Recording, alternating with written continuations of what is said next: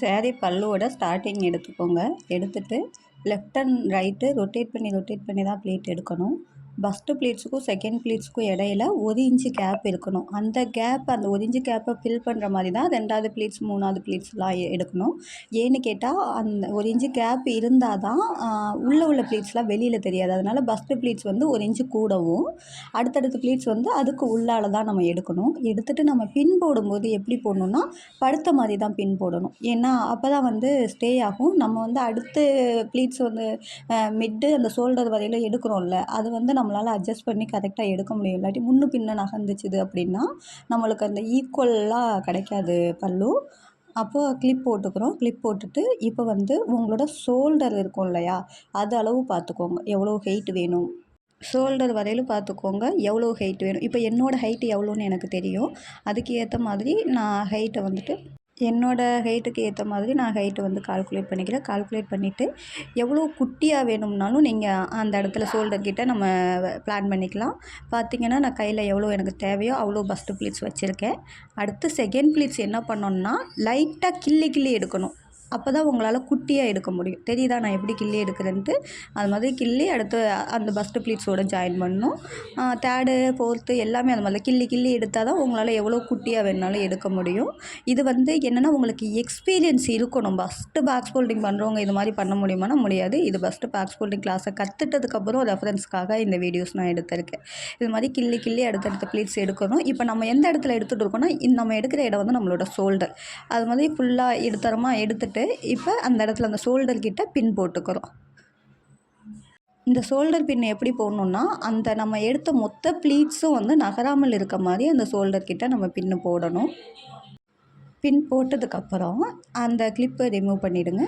இப்போ நம்ம ஷோல்டர் தான் நம்மளுக்கு வந்து இப்போது பல்லுவில் வந்து பார்த்திங்கன்னா இந்த ஷோல்டர் தான் நம்மளுக்கு ஃபஸ்ட்டு பாயிண்ட்டாக நம்ம வந்து நினச்சிக்கணும். மென்ஷன் பண்ணிக்கோங்க. ஃபஸ்ட்டு பாயிண்ட் வந்து நமக்கு ஷோல்டர் தான். இப்போ அந்த ஷோல்டரை நான் என்ன பண்ண போகிறேன்னு பாருங்கள். ஷோல்டரை நான் வந்துட்டு டேபிளில் வச்சு கிளிப் பண்ணுறேன். பார்த்துக்கோங்க எப்படி கிளிப் பண்ணுறேன்ட்டு. ஷோல்டர் பாயிண்ட்டை வந்துட்டு ஃபஸ்ட்டு பாயிண்ட்டாக நினச்சிட்டு அங்கே கிளிப் பண்ணுறேன். கிளிப் பண்ணிட்டு இப்போ அந்த பல்லுவோட நடுவில் இருக்குது இல்லையா, அங்கே எடுக்கிறேன். ஃபஸ்ட்டு ப்ளீட்ஸ் எவ்வளோ எடுத்தோமோ அதே அளவு எடுத்துக்கோங்க. தெரியுதா? இப்போ காமிக்கும் போது உங்களுக்கு நல்லா தெரியும். ஃபஸ்ட்டு ப்ளீட்ஸ் எடுத்துகிட்டு அடுத்து செகண்ட் ப்ளீட்ஸ் உங்களுக்கு பார்த்தாலே தெரியும். நம்ம ஆல்ரெடி எடுத்துருக்கோம். அந்த ஷோல்டர் கிட்ட எடுத்தோம் இல்லையா, கிள்ளி திருந்துனோட எடுத்தோம் இல்லையா, அந்த பாயிண்ட்ஸ் எல்லாமே தெரியும். அதை வந்து அந்த மிட்டு வரையிலும் அட்ஜஸ்ட் பண்ணுங்கள். ஒவ்வொரு ப்ளீட்ஸாக எத்தனை ப்ளீட்ஸ் எடுத்துருக்குமோ அத்தனை ப்ளீட்ஸ் வந்து மிட்டு வரையில் அட்ஜஸ்ட் பண்ணுங்கள். நான் அட்ஜஸ்ட் பண்ணுற மெத்தட் உங்களுக்கு நல்லாவே தெரியும். பார்த்தா எப்படி அட்ஜஸ்ட் பண்ணுறேன், உள்ளேருந்து எப்படி எடுத்து அடுத்தடுத்த ப்ளீட்ஸோட ஜாயின் பண்ணுறேன்ட்டு அது போல் அட்ஜஸ்ட் பண்ணுங்கள்.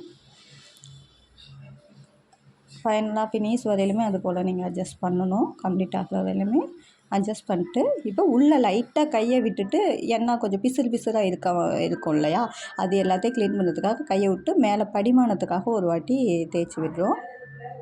பாருங்கள் நல்லா ஈக்குவல் பண்ணுற மேலேருந்து ஈக்குவல் பண்ணிவிட்டு இப்போ மிட்டில் கிட்ட வந்துட்டு நம்ம எடுத்தோம் இல்லையா, எல்லா ப்ளீட்ஸையும் அரேஞ்ச் பண்ணுங்கள். அரேஞ்ச் பண்ணிவிட்டு மிட்டில் ஒரு சேஃப்டி பின் போட்டுருங்க. அந்த சேஃப்டி பின்னும் என்னென்னா எல்லா ப்ளீட்ஸும் அங்கிட்ட இங்கிட்ட நகராத மாதிரி அந்த சேஃப்டி பின்னை அந்த எட்ஜில் போடணும். இப்போ வந்து ஃபஸ்ட்டு பாயிண்ட் வந்து நம்ம ஷோல்டர் வச்சோம். செகண்டு பாயிண்ட் வந்து பல்லுவோட மிட்டு. இப்போ தேர்டு பாயிண்ட் எங்கன்னா அந்த பல்லு ஸ்டார்ட் பண்ணுறோம்ல அந்த இடத்துல ஒரு பின் போடுறோம். அதனால் அந்த மிட்டுலேருந்து அட்ஜஸ்ட் பண்ணி இப்போ அந்த பல்லு கீழே கொண்டுட்டு வரோம். பாருங்கள், பார்த்தா தெரியும். ஒவ்வொரு ப்ளீட்ஸாக அட்ஜஸ்ட் பண்ணி எடுக்கிறேன்.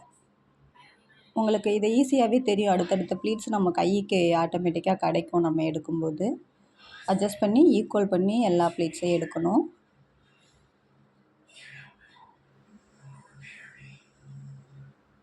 எல்லா ப்ளீட்ஸும் ஒவ்வொரு ப்ளீட்ஸாக எடுக்கும்போது ஆட்டோமேட்டிக்காக அடுத்த ப்ளீட்ஸ் வந்து உங்களுக்கு தெரியும் எப்படி எடுக்கணும் அப்படின்ட்டு. ஃபுல்லாக எடுத்துகிட்டு இப்போ 3வது அதே போல் உள்ளே கொஞ்சம் அமுக்கிடுங்க. ஏன்னா மேலே கொஞ்சம் புடச்சிட்டு இருக்க மாதிரிட்டு இருக்குது. அப்போ உள்ளே ஃபுல்லாகவே வந்துட்டு நல்லா டீப்பாக அந்த ப்ளீட்ஸ் எல்லாத்தையும் எண்ணிட்டு ஒரு டைம் அதை வந்து ஈக்குவல் பண்ணுங்கள். ஈக்குவல் பண்ணிவிட்டு கீழே எட்ஜில் வந்து ஒரு சேஃப்டி பின்னு. இப்போ பார்த்தீங்கன்னா 3 சேஃப்டி பின்னு தான். 1 வந்து ஷோல்டர் கிட்ட, 2 வந்து பல்லு மிட்டு, 3வது அந்த பல்லு எட்ஜ் இருக்கு இல்லையா, அந்த பல்லு கிட்ட ஒரு பின்னு போடுறோம். இந்த 3 சேஃப்டி பின்னையும் போட்டு முடிச்சிட்டிங்க அப்படின்னா உங்களுக்கு பல்லு முடிஞ்சிடும். இது ரொம்ப ஈஸியாக தான் இருக்கும். 3 பின்னு தான். அதுவும் நம்ம அட்ஜஸ்ட் பண்ணி எடுக்கிற முறை தான் உங்களுக்கு கொஞ்சம் தெரியணும். இப்போ பல்லு முடிஞ்சிருச்சு. நெக்ஸ்ட்டு என்ன பண்ண போகிறோம்னா, நம்ம ஷோல்டர் கிட்ட வரையிலும் நம்ம எடுத்திருக்கோம் இல்லையா பல்லு. இப்போ அந்த ஷோல்டரை மென்ஷன் பண்ணிக்கோங்க. அந்த ஷோல்டரை வந்து ஷோல்டரில் போட்டுட்டு பஸ்ட்டு ப்ளீட்ஸ் இருக்கும்ல அதை எடுத்துருங்க. எடுத்துட்டு நம்ம செஸ்ட்டுலேருந்து ஹிப்பு வரையிலும் கொண்டுட்டு வரணும். ஹிப்பு வரையில் கொண்டுட்டு வந்துட்டு அடுத்த பக்கத்தோட தை இருக்கு இல்லையா, அது வரையிலும் கொஞ்சம் தை கீழே வச்சுட்டு அதுலேருந்து ஒரு 10 இன்ச்சு எக்ஸ்ட்ரா விடுங்க. அதுலேருந்து ஒரு 10 இன்ச்சு எக்ஸ்ட்ரா விட்டு ஒரு சேஃப்டி பின்னு. சேஃப்டி பின்னு எதுக்காக போடுறோம் அப்படின்னா, நம்மளுக்கு அடையாளம் தெரியறதுக்காக போடுறோம். போட்டுட்டு இப்போ அந்த இதை இன்னொரு டைம் சொல்கிறேன் உங்களுக்கு.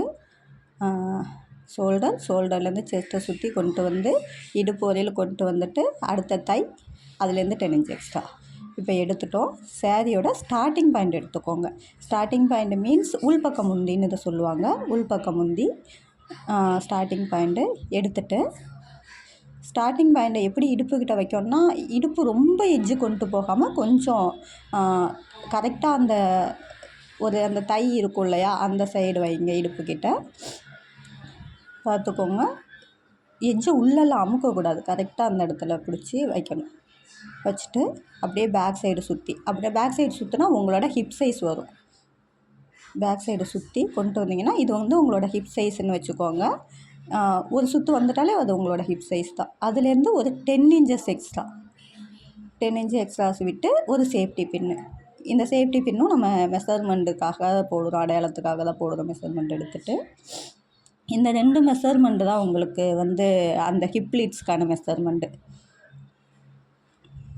இப்போ இந்த 2 பின்னும் போட்டோம் இல்லையா, இந்த 2 பின்னுக்கும் இடையில தான் என்ன பண்ண போகிறோம், நம்ம ஹிப் ப்ளீட்ஸ் எடுக்க போகிறோம். இங்கே ஒரு பின், அங்கே ஒரு பின், 2 பின்னு தெரியுதுல்ல உங்களுக்கு. 2 பின்னுக்கு இடையில தான் ஹிப் ப்ளீட்ஸ் எடுக்க போகிறோம். பாருங்கள், எங்கே வந்து லாஸ்ட்டாக அந்த பல்லு லாஸ்ட்டாக வந்து அந்த இன்சைடு முந்தியிலேருந்து தான் நம்ம எடுக்கணும் ஹிப் ப்ளீட்ஸ். அப்போ தான் உங்களுக்கு ஈஸியாக ஹேண்டில் பண்ண முடியும்.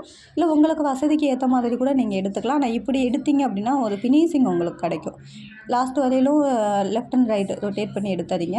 இப்போ அந்த இடம் ஃபினிஷ் இல்லாமல் முடியுது பாருங்கள். அப்படி ஃபினிஷ் இல்லாமல் முடிஞ்சதுன்னா அந்த லாஸ்ட்டு அந்த ப்ளீட்ஸை விட்டுருங்க.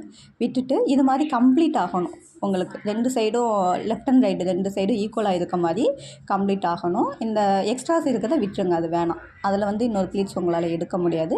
அதை விட்டுட்டு இப்போ எடுத்த ப்ளீட்ஸ் எல்லாம் கரெக்டாக அரேஞ்ச் பண்ணுங்கள். எல்லாத்தையும் ஈக்குவலாக, ஏன்னா முன்னும் பின்னுமா இருந்துச்சுன்னா அடுத்து கீழே வரையெல்லாம் அட்ஜஸ்ட் பண்ணி 3 பின்னு போடுறது நமக்கு கஷ்டமாயிடும். அதுக்காக எல்லாத்தையும் அரேஞ்ச் பண்ணிவிட்டு இங்கே ஒரு சேஃப்டி பின் போடணும். அது எப்படின்னா படுத்த மாதிரி தான் போடணும். அப்போ தான் உங்களுக்கு ரிமூவ் ஆகாது. நம்ம பல்லுக்கு ஸ்டார்டிங்கில் சொன்னோம் இல்லையா, படுக்க வச்ச மாதிரி பின் போட்டோம், அது மாதிரி பின் போடணும். பின் போட்டுட்டிங்க அப்படின்னா உங்களுக்கு ஹிப் ப்ளீட்ஸ் வந்து நீங்கள் மெஷர் பண்ணிவிட்டு ப்ளீட்ஸ் எடுத்துட்டிங்க, அவ்வளோதான், முடிஞ்சுது.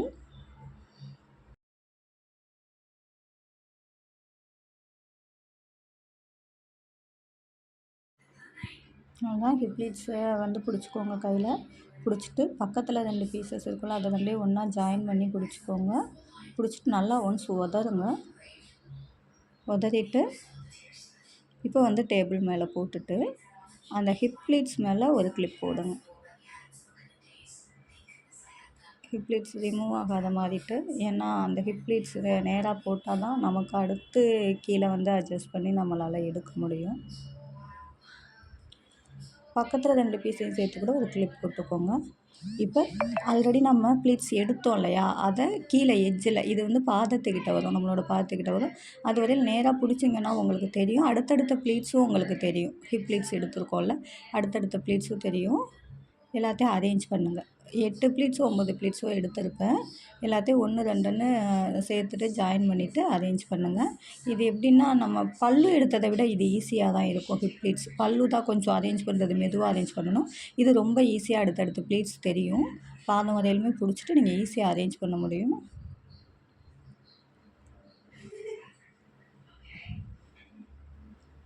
அரேஞ்ச் பண்ணிவிட்டு மிட்டு வரையிலும் ஃபுல்லாக ஈக்குவல் பண்ணுங்கள்.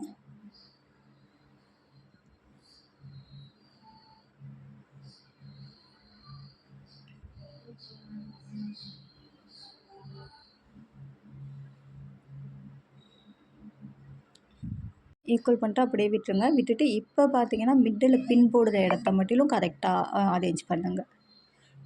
ஏன் கீழே வரையில அரேஞ்ச் பண்ணோம் அப்படின்னா, ஒரு ஸ்ட்ரெயிட் நமக்கு கிடைக்கணுன்றதுக்காக தான் கீழே வரையில அரேஞ்ச் பண்ணிட்டு விட்டோம். விட்டுட்டு இப்போ மிட்டு பார்த்தீங்கன்னா, உங்களுக்கு ஆட்டோமேட்டிக்கா ஆல்ரெடி எடுத்து விட்டுருக்கிறதுனால அடுத்தடுத்த ப்ளீட்ஸ் உங்களுக்கு ஈஸியாக இருக்கும் மிட்டுல வந்து அரேஞ்ச் பண்ணுறதுக்கு. அரேஞ்ச் பண்ணிவிட்டு இப்போ அந்த மிட்டில் சேஃப்டி பின் போடுங்க. மிட்டில் எப்படின்னா கீழே தான் சேஃப்டி பின் போடணும். என்ன ரீசன்னா நம்ம அயர்ன் பண்ணுவோம். அயர்ன் பண்ணும்போது மேலே உங்களுக்கு பின் இருந்துச்சு அப்படின்னா, அயர்ன் பண்ணுறப்ப இடிக்கும். அதனால் எப்போதுமே நீங்கள் கீழால தான் பின் போடணும். இப்போ பாதத்துக்கிட்ட வந்துருங்க. இப்போ உங்களுக்கு ரொம்ப ஈஸியாக இருக்கும். இப்போ அடுத்தடுத்த ப்ளீட்ஸ் உங்களுக்கு அரேஞ்ச் பண்ணுறதுக்கு ரொம்ப ஈஸியாக இருக்கும். அரேஞ்ச் பண்ணிவிடுங்க எல்லா ப்ளீட்ஸையும் ஒன்று ஒன்றா எடுத்துகிட்டு. தெரியும் நமக்கு எத்தனை ப்ளீட்ஸ் எடுத்திருக்கோம் அப்படின்ட்டு. ஏன்னா மிடில் ஆல்ரெடி பின் போட்டுருக்கோம்ல, அந்த இடத்துல உங்களுக்கு பிரிஞ்சு வரும். கீழே பாதத்துக்கிட்டே அது போல் அரேஞ்ச் பண்ணிவிட்டு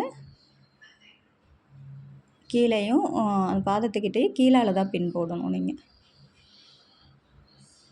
நீங்கள் அரேஞ்ச் பண்ணும்போதே நீட்டாக அரேஞ்ச் பண்ணிடணும். அப்போ தான் உங்களுக்கு அடுத்தடுத்த ஸ்டெப் பண்ணுறதுக்கு உங்களுக்கு ஈஸியாக இருக்கும்.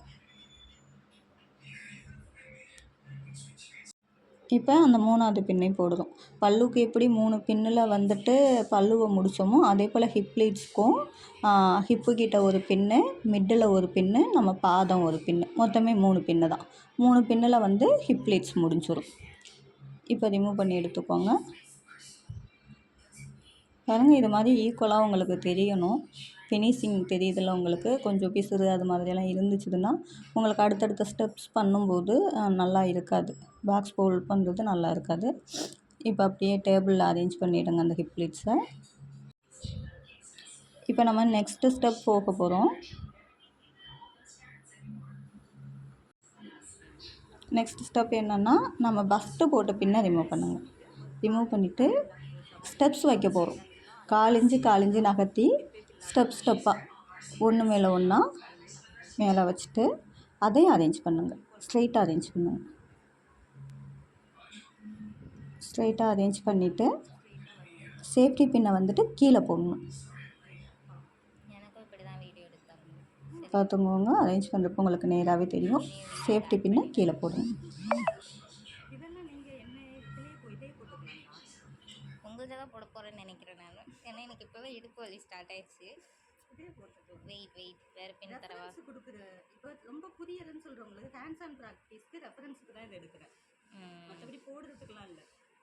இவ்வளோ கிளாரிட்டியாக போட்டால் கிளாஸ். நம்ம இப்போ அடுத்த பின்னை ரிமூவ் பண்ணுறோம். ரிமூவ் பண்ணிவிட்டு மேலே ஸ்டெப்ஸ் அரேஞ்ச் பண்ண மாதிரியே மிட்டு ஹிப் ப்ளீட்ஸ் எடுத்துருக்கோம் இல்லையா, அதோட மிட்டுலையும் நம்ம அரேஞ்ச் பண்ணுறோம். ஸ்டெப்பாக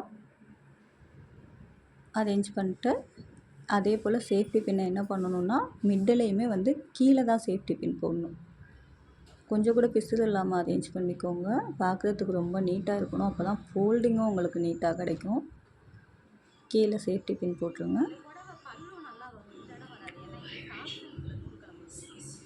போட்டு இப்போ தேர்டு பின், நம்மளோட பாதம் இருக்கும் இல்லையா, அந்த இடம் வரும் தேர்டு பின்னை ரிமூவ் பண்ணுங்கள். ரிமூவ் பண்ணிட்டு சேம் மேலே மிடில் அரேஞ்ச் பண்ண மாதிரி இப்போ பாதத்துக்கிட்டையும் நம்ம அரேஞ்ச் பண்ணுறோம். ஸ்டெப்பாக பிசுறு இல்லாமல் அரேஞ்ச் பண்ணணும்.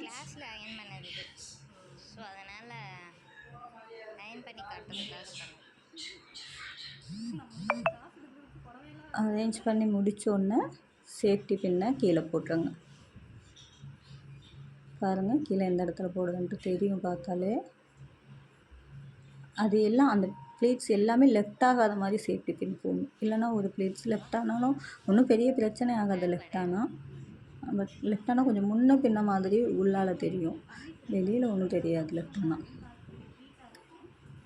இப்போ நெக்ஸ்ட்டு நம்ம அயர்ன் பண்ண போகிறோம். அயர்ன் பண்ணுறதுக்கு முன்னாடி லைட்டாக வாட்டர் ஸ்ப்ரெட் பண்ணிட்டேன். ஃபஸ்ட்டு ஹிப்பு தான் அயர்ன் பண்ணுறோம். அயர்ன் வந்துட்டு ஒரே இடத்துல வச்சுட்டு முன்ன பின்ன திருப்பி வரக்கூடாது. எந்த சைடு வைக்கிறீங்களோ அந்த சைடே போயிட்டு அயர்ன் பண்ணணும். இப்போ ரிட்டன் வரக்கூடாது. இப்படியே நேராக கொண்டு போய் முடிச்சிடணும். ரிட்டன் வந்தீங்க அப்படின்னா சுருக்கம் வரும்.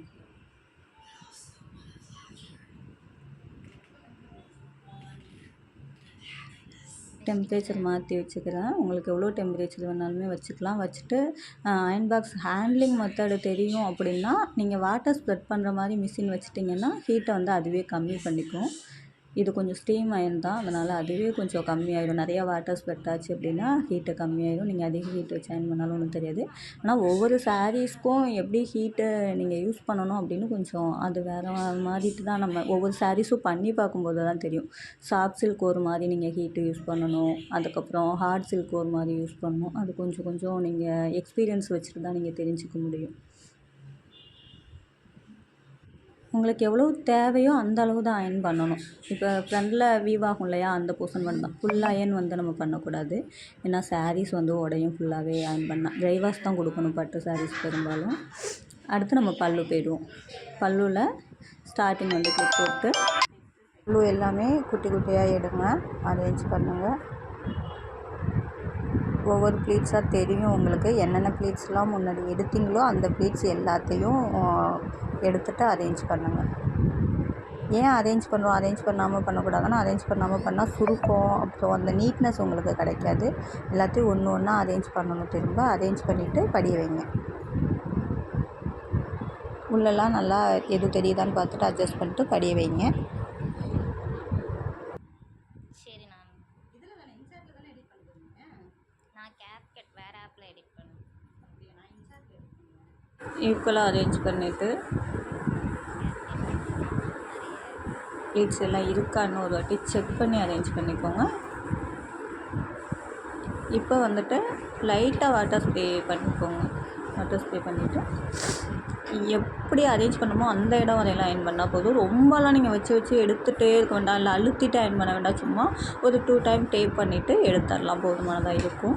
இப்போ உள்ளே உள்ளது கொஞ்சம் மொடன்னு நிற்காத மாதிரி இருந்துச்சுன்னா பஸ்ட் லேயரை மட்டும் எடுத்துகிட்டு உள்ளே வந்து லைட்டாக ஒரே ஒரு டேப் பண்ணால் போதும். ரொம்பலாம் வேண்டியதில்லை. ஒரு டேப் பண்ணிவிட்டு விட்டுட்டிங்கன்னா உங்களுக்கு அந்த படிமானம் இருக்கும். மொடன்னு உள்ள சாரீஸ்க்கு மட்டும்தான். எல்லா சாரீஸ்க்கும் நீங்கள் உள்ளே அயன் பண்ண தேவையில்லை. இப்போ எவ்வளோ அயன் பண்ணிங்களோ அந்த பிளேஸை விட்டு அயன் பண்ணாத பிளேசஸ் எடுத்துக்கோங்க. எடுத்துகிட்டு அதை அரேஞ்ச் பண்ணுங்கள். எல்லா ப்ளீட்ஸும் இருக்கான்றதுக்காக தான் ஃபஸ்ட்டு அரேஞ்ச் பண்ணுறோம். ஏன்னா ஒரு ப்ளீட்ஸ் உள்ளே போயிடும், ஒரு ப்ளீட்ஸ் வெளியில் இருக்கும். அப்படி அயன் பண்ணிட்டோம் அப்படின்னா உங்களுக்கு அந்த பல்லு வந்து ஈக்குவலாக கிடைக்காது,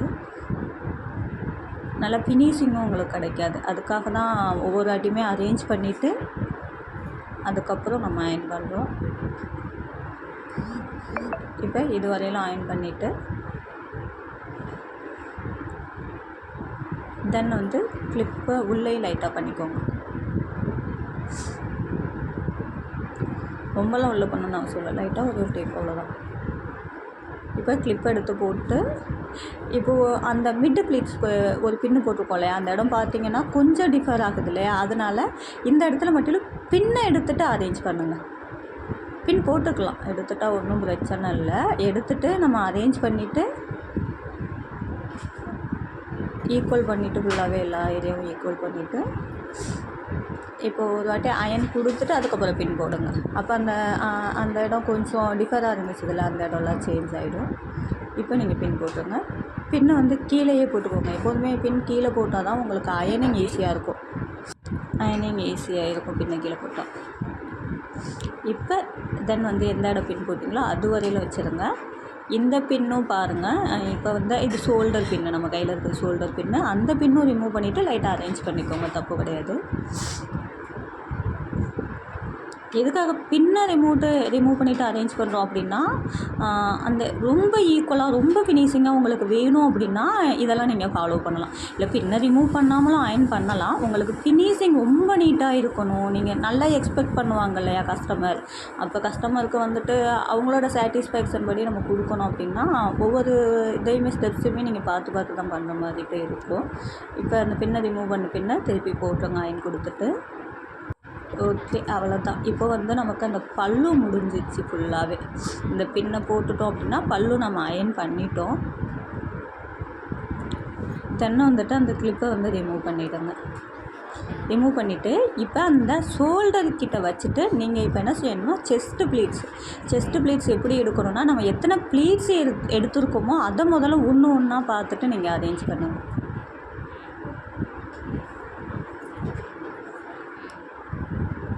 பார்த்தாலே தெரியும் எத்தனை ப்ளீட்ஸ் எடுத்துருக்கணும். மேலே வந்து உங்களுக்கு ப்ளீட்ஸ் நிற்கும், நிற்கலைனாலும் உள்ளால் அந்த ஷோல்டர் கிட்ட பார்த்திங்கன்னா தெரியும்.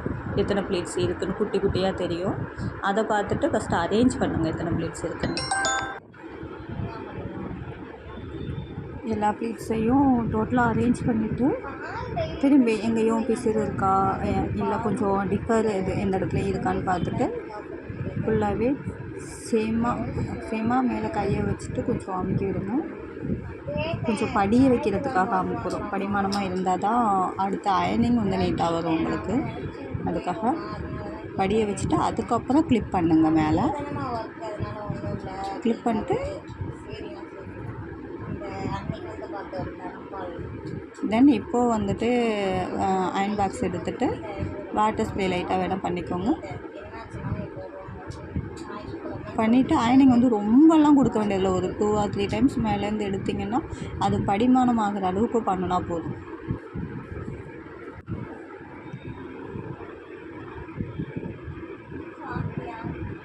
இப்போ எது வரையில் அயன் பண்ணணும் அப்படின்னு பார்த்தீங்கன்னா, நம்ம சைடு இருக்கு இல்லையா, ஹிப்புக்கு சைடு கீழே கால் வரையிலும், அவ்வளோதான்.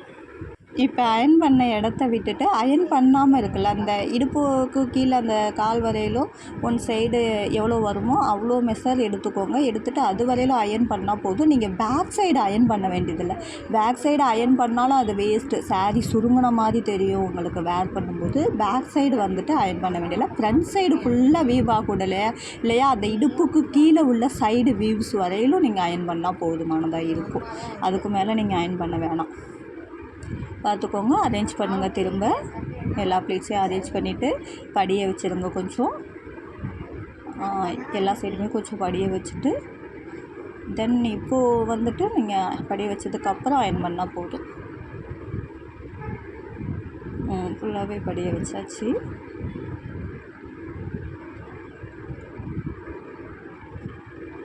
தெரியும் உங்களுக்கு எப்படி கொஞ்சம் படிய வைக்கிறது எல்லாம் அரேஞ்ச் பண்ணுறதுன்னு பார்த்தாலே தெரியும். இப்போது அயன் கொடுங்க.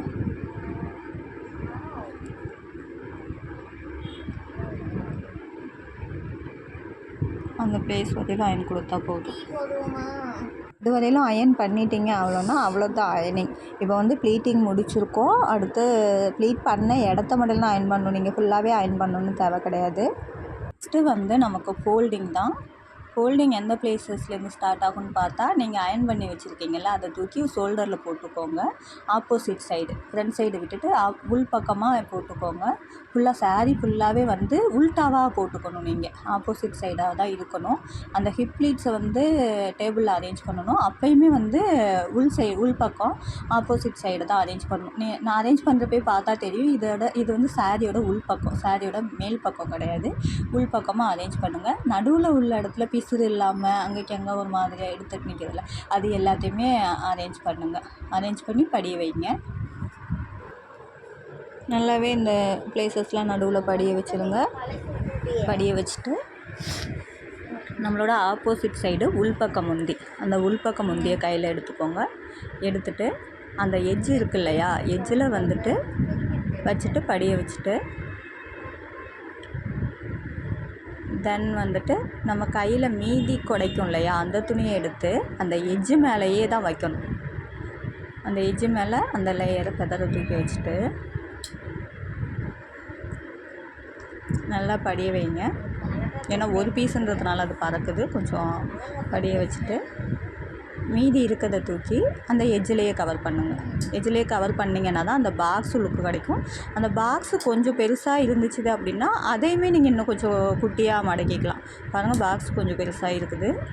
கொஞ்சம் குட்டியாக மடக்கிட்டிங்கன்னா பாக்ஸோட அளவு கொஞ்சம் சின்னமாயிடும். குட்டியாக மடக்கிட்டு இப்போ மீதி கையில் இருக்கும்ல நம்ம ஷோல்டரோட பகுதி, அதை தூக்கி ஆப்போசிட்டில் போட்டுருங்க. ஃபுல்லாக ஆப்போசிட்டில் ஃபுல்லாகவே போட்டு அரேஞ்ச் பண்ணுங்கள். அந்த நம்ம அயன் கொடுத்துருக்கோம்ல, ஃப்ரண்ட் சைடு தான் கொடுத்துருக்கோம். இது பேக் சைடு, அதனால் அயன் உங்களுக்கு தெரியாது. பட் அந்த ஃபெதர் நல்லா தெரியும். அந்த விசிறி மாதிரிட்டு ஒரு ஃபெதர்னஸ் தெரியும். அதை அரேஞ்ச் பண்ணுங்கள். அரேஞ்ச் பண்ணிட்டு இப்போ மேலே லாஸ்ட்டாக ஃபோல்ட் பண்ணுறதுக்கு ஃப்ரண்ட் சைடு தேவைப்படும்ல, அந்த பாக்ஸ் மேலே வைக்கிறதுக்கு, அதுக்கான அளவு மட்டும் எடுங்க. அந்த பாக்ஸோட அளவுக்கு எடுத்துக்கணும். அந்த எட்ஜில் வச்சுட்டு எடுத்துக்கணும். ஒன் சைடு எட்ஜில் வச்சுட்டு அந்த பாக்ஸோட அளவை பார்த்துட்டு அதை மட்டும் வெளியில் விட்டுருங்க. அந்த பாக்ஸோட அளவுக்கு வெளில விட்டுட்டு இந்த சைடு ஆப்போசிட் சைடு எட்ஜை கையை வச்சுட்டு அப்படியே தூக்கி மேலே போட்டிங்க. அந்த பாக்ஸ் மேலே போட்டிங்க. லாஸ்ட்டு ஃபோல்டிங் இது தான். அந்த பாக்ஸ் சைஸ் ஃபோல்ட் பண்ணி வச்சுருக்கீங்களா, அது மேலே போடுறீங்க. இப்போ எக்ஸ்ட்ராஸாக இருக்கிறத தூக்கி உள்ளே ஹைட் பண்ணுறீங்க. ஏன்னா அது எக்ஸ்ட்ராஸாக இருந்துச்சுன்னா கொஞ்சம் கொச்சன்னு இருக்கும். அதை உள்ளே ஹைட் பண்ணிட்டு பஸ்ட்டு ஒன் சைடை தூக்கி ஃபோல்ட் பண்ணுங்கள். கொஞ்சமாக இருக்க சைடு ஒன் சைடு தூக்கி ஃபோல்ட் பண்ணுங்கள். மீதி பேலன்ஸ் இருக்குல்ல, அதை வந்துட்டு பார்டர் மட்டிலும் மடக்கிடுங்க. பார்டர் மட்டிலும் மடக்கிட்டு அந்த ஃபோல்டிங் மேலே தூக்கி திருப்பி போட்டுருங்க. போட்டிங்கன்னா பாக்ஸ் ஃபோல்டு ஃபுல்லாக வந்துடும் உங்களுக்கு. இப்போ வந்து அந்த செஸ்ட்டை தூக்கி இது மேலே போடணும். அந்த விசிறி மாதிரி இருக்கிறத தூக்கி அந்த பாக்ஸ் மேலே போட்டிங்க அப்படின்னா பாக்ஸ் ஃபோல்டு முடிஞ்சிடும் ஃபுல்லாக. பார்த்திங்கனாலே தெரியும் உங்களுக்கு ஃபுல்லாகவே ஃபினிஷ் ஆகிடுச்சிது. இப்போ பேக் சைடு அப்படியே வந்துடுங்க. பேக் சைடு ரொட்டேட் பண்ணிவிட்டு இந்த மீதி பல்லு இருக்கும் இல்லையா, அந்த பல்லை தூக்கி முன்னாடிலாம் வைக்க வேணாம், டிஸ்டர்ப் ஆகும். அந்த ஃபெதர் உங்களுக்கு தெரியாது. ஃப்ரண்டில் செஸ்ட்டு ஃபெதர் வச்சுருக்கோம்ல, அது உங்களுக்கு தெரியாது. அதனால் அப்படியே பின்னாடியே மடக்குங்க. அதை படியே வைங்க. பேக் சைடு குட்டியாக ரொட்டேட் பண்ணி கொண்டு வாங்க. நான் எப்படி ரொட்டேட் பண்ணுறேன்னு பார்த்தாலே தெரியும் உங்களுக்கு. குட்டியாக ரொட்டேட் பண்ணி கொண்டு வாங்க. ரொட்டேட் பண்ணிவிட்டு பேக் சைடு வச்சுருங்க. எப்படி வச்சுருக்குன்னு தெரியுதா உங்களுக்கு? பேக் சைடு பாருங்கள். பேக் சைடு வச்சுட்டு இது பேக் சைடு, இது ஃப்ரண்ட் சைடு. அவ்வளோதான். இதான் ஃப்ரெண்டு. உங்களுக்கு ஒரு ஃபினிஷிங் கிடச்சிருக்கும். பார்த்தாலே தெரியும் அந்த ஃபினிஷிங். அவ்வளோதான் உங்களுக்கு பாக்ஸ். அவ்வளோதான் பாக்ஸ் ஃபோல்டிங் முடிஞ்சிருச்சு.